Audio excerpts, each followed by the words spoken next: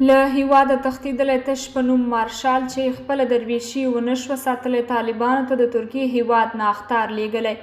دا چې دوستم تازه څه ویلي دغه ویډیو کې وګورئ او مینه ټي وي چینل هم سبسکرایب کړئ. ترکیې څخه راپورونه وایي چې د ملي جنبش ګوند تښتېدلی مشر عبدالرشید دوستم خپل یو شمېر پوځي قمندانان راټول کړي او د طالبانو د واکمنۍ خلاف یې د جګړې ژمنه ورڅخه اخیستې ده. د راپورونو په اساس په دې راټولیدنه کې ادعا کړې ده چې په دغه جګړه کې به دشت لیلي تاریخ بیا تکرار کړي.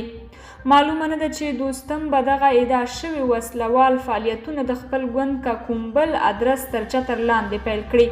نوموړي روانه اونۍ د جمهوري نظام له سقوط وروسته په لومړي ځل د حزب وحدت ګوند له مشر محمد محقق سره د خپلې لیدنې عکسونه خپاره کړي وو.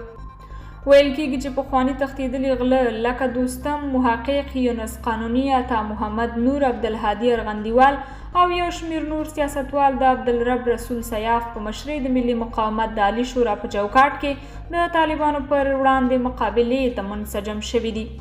یاد شورا ویلي چې لومړی د خبرو له لارې طالبان د ګډ او منتخب حکومت جوړولو ته هڅوي، خو که طالبان دې کار ته غاړه کېنږدي د وسلوال مقاومت په پایله کې به یې دغه کار ته مجبور کړي. طالبانو بیا ویلي چې په افغانستان کې جګړه نوره ختمه شوې، دوی پر ټول هیواد واکمن شوي د قدرت جزیرې یې له منځه وړي او مخکیني چارواکي د وزارت غوښتلو له تمې پرته بیرته هیواد ته راستنېدلی شي.